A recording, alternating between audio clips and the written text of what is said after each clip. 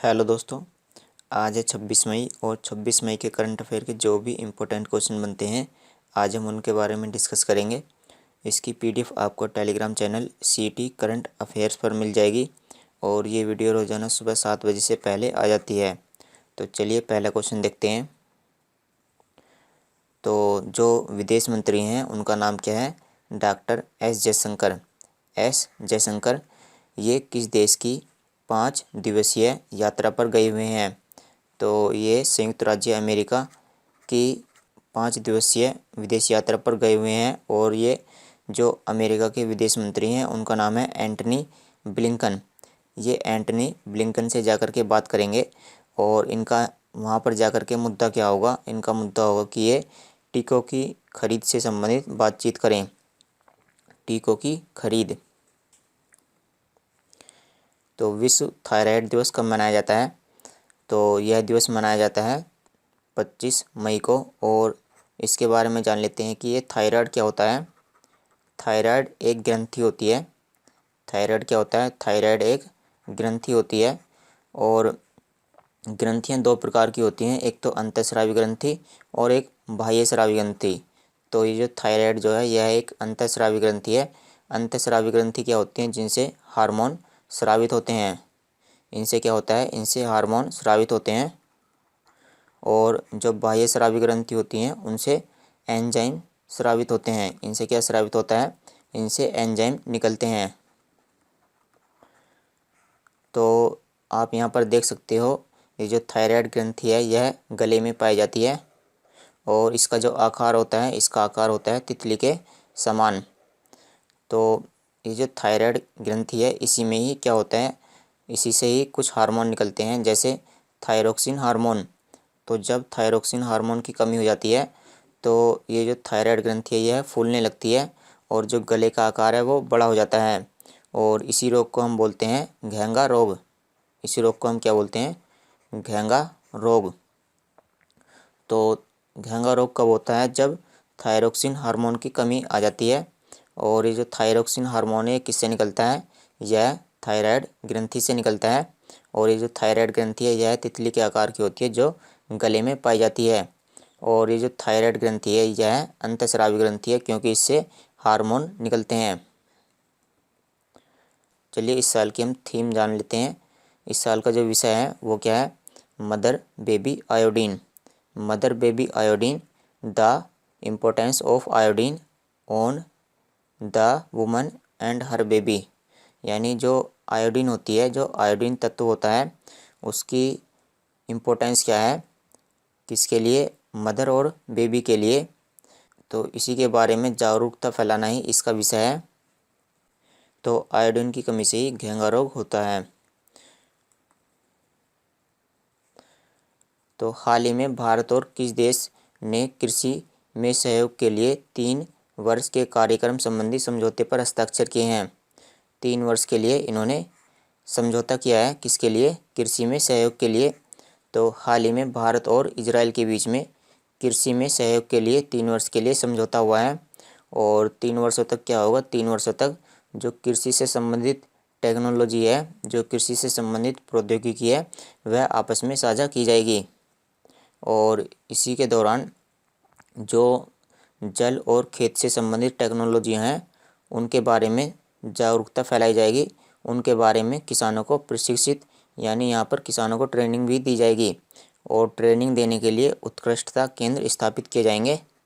और अगर हम उत्कृष्टता केंद्रों की बात करें तो देश के 75 गाँवों में उत्कृष्टता केंद्र स्थापित किए जाएंगे जहाँ पर उनको ट्रेनिंग दी जाएगी जल और खेत से संबंधित। तो इजराइल के बारे में जान लेते हैं। इजराइल की राजधानी क्या है?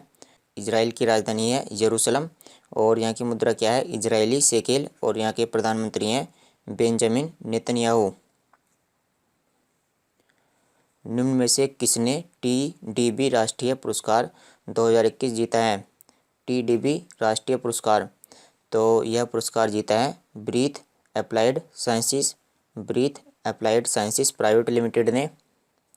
और यह पुरस्कार इनको क्यों मिला है? क्योंकि इन्होंने एक टेक्नोलॉजी का विकास किया है।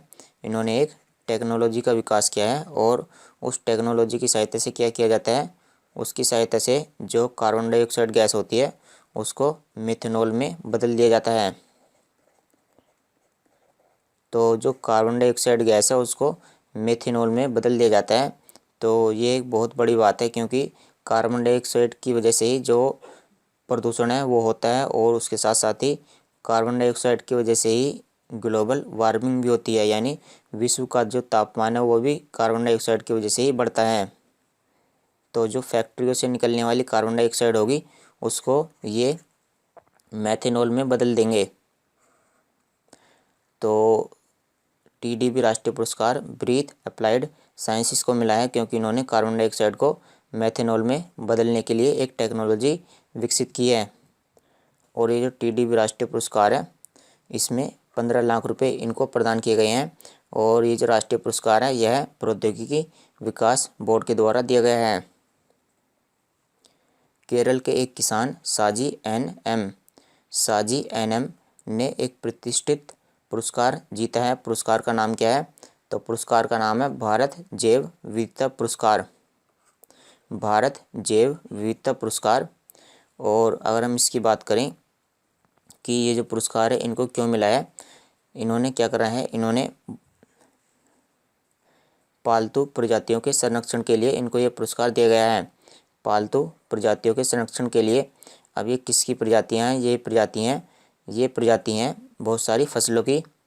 जैसे अगर हम बात करें कि ये कंद की 200 से ज़्यादा फसलें उगाते हैं।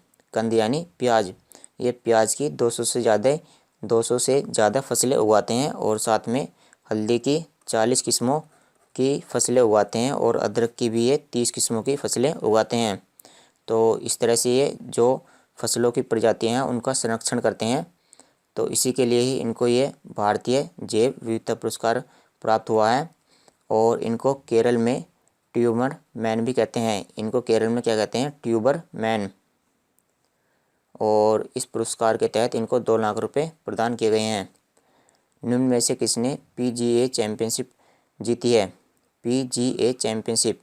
तो ये जो PGA चैंपियनशिप है इसमें गोल्फ का आयोजन किया जाता है।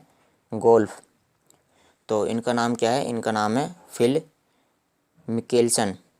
फिल मिकेल्सन ने PGA चैंपियनशिप जीती है। और ये जो PGA चैंपियनशिप है यह एक गोल्फ टूर्नामेंट है।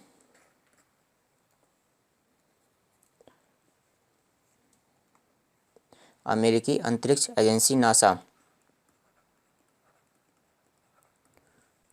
ने किस साल में चंद्रमा पर अपना पहला मोबाइल रोबोट भेजने की घोषणा की है? अपना पहला मोबाइल रोबोट। तो जो नासा है वह चंद्रमा पर अपना पहला मोबाइल रोबोट भेजेगा। और मोबाइल रोबोट का मतलब क्या होता है? मोबाइल रोबोट का मतलब होता है कि यह चंद्रमा की सतह पर चलेगा। मोबाइल का मतलब है जो चलने वाला रोबोट है। तो ये जो नासा का जो मिशन है यह 2023 में लॉन्च किया जाएगा। और जैसे कि ये जो रोबोट है मोबाइल रोबोट, यह चंद्रमा की सतह पर चलेगा। तो यह चंद्रमा की सतह का अध्ययन करेगा, और साथ में उसके नीचे चंद्रमा की सतह के जो नीचे दबी हुई बर्फ़ है उसका भी यह अध्ययन करेगा। तो नासा के बारे में जान लेते हैं। इसकी फुल फॉर्म क्या है? इसकी फुल फॉर्म है national aeronautics and space administration. इसकी स्थापना 1958 में हुई थी, और 1958 में ही भारतीय DRDO की भी स्थापना हुई थी। और इसका मुख्यालय कहाँ पर है? इसका मुख्यालय है वाशिंगटन DC, जो अमेरिका की राजधानी है। और इसके जो प्रशासक हैं यानी इसके जो एडमिनिस्ट्रेटर हैं वो कौन है? Bill Nelson. India and Asian geopolitics the past present के लेखक कौन है? तो किताब का नाम है India and Asian geopolitics the past present. तो इस पुस्तक के लेखक कौन है? इस पुस्तक के लेखक हैं शिवशंकर मेनन। तो इसमें क्या बताया गया है? तो इसमें यहाँ देखते हैं। इसमें बताया गया है कि 1950 में चीन द्वारा तिब्बत पर कब्जा। तो इस तरह से इसमें कुछ हिस्ट्री की बातें इस किताब में लिखी गई हैं। और ये जो शिवशंकर मेनन है यह प्रधानमंत्री के राष्ट्रीय सुरक्षा सलाहकार भी रह चुके हैं। ये राष्ट्रीय सुरक्षा सलाहकार भी रह चुके हैं। खेल मंत्रालय ने हाल ही में 7 राज्यों में कितने खेलो इंडिया केंद्र खोलने की मंजूरी दी है? तो इसने 143 खेलो इंडिया केंद्र स्थापित करने की मंजूरी दी है। और इन 143 खेलो इंडिया केंद्रों में क्या किया जाएगा? इनमें जो खिलाड़ी हैं उनको प्रशिक्षण दिया जाएगा, यानी उनको ट्रेनिंग दी जाएगी। भारत के नरेंद्र बत्रा को हाल ही में कौन सी बार अंतर्राष्ट्रीय हॉकी महासंघ के अध्यक्ष के रूप में चुना गया है? तो नरेंद्र बत्रा, यह है नरेंद्र बत्रा और इनको अंतर्राष्ट्रीय हॉकी महासंघ यानी FLH के अध्यक्ष के रूप में चुना गया है। और ये लगातार दूसरी बार FLH यानी अंतर्राष्ट्रीय हॉकी महासंघ के अध्यक्ष बने हैं। क्योंकि ये भारतीय हैं तो इसलिए ये क्वेश्चन इम्पोर्टेंट हो जाता है।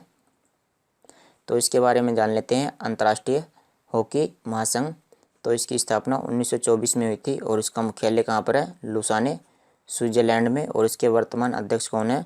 नरेंद्र बत्रा। हाल ही में किस देश के राजनयिक यानी एम्बेसडर सुंग किम को उत्तर कोरिया में देश का विशेष दूत नियुक्त किया है? तो ये जो सुंग किम है ये उत्तर कोरिया में एम्बेसडर के तौर पर कार्य करेंगे। और इनकी नियुक्ति किस देश ने की है? इनकी नियुक्ति की है अमेरिका ने, यानी ये अमेरिका की तरफ से उत्तर कोरिया में राजनयिक यानी एम्बेसडर के तौर पर कार्य करेंगे। जो अमेरिकन एम्बेसी है उत्तर कोरिया के अंदर, ये उसमें कार्य करेंगे। तो चलिए उत्तर कोरिया के बारे में जान लेते हैं। उत्तर कोरिया की राजधानी क्या है? प्योंगयांग। और उत्तर कोरिया एशिया महाद्वीप का देश है। इसकी मुद्रा है उत्तर कोरियाई वॉन। और यहाँ के जो सर्वोच्च नेता हैं उनका नाम क्या है? Kim Jong Un. Nehru, Tibet और चीन पुस्तक के लेखक कौन है? नेहरू, तिब्बत और चीन। तो इस पुस्तक के लेखक हैं अवतार सिंह भासिन। तो ये भी एक हिस्ट्री की किताब है और इसमें भी 1949 से लेकर के 1962 तक के भारत चीन युद्ध और अन्य घटनाओं का अध्ययन इसमें मिलेगा आपको। तो चलिए दोस्तों, आज की वीडियो में इतना ही। इसकी जो PDF है वो Telegram channel CT current affairs पर मिल जाएगी। Thanks for watching the video. कल मिलते हैं आपसे।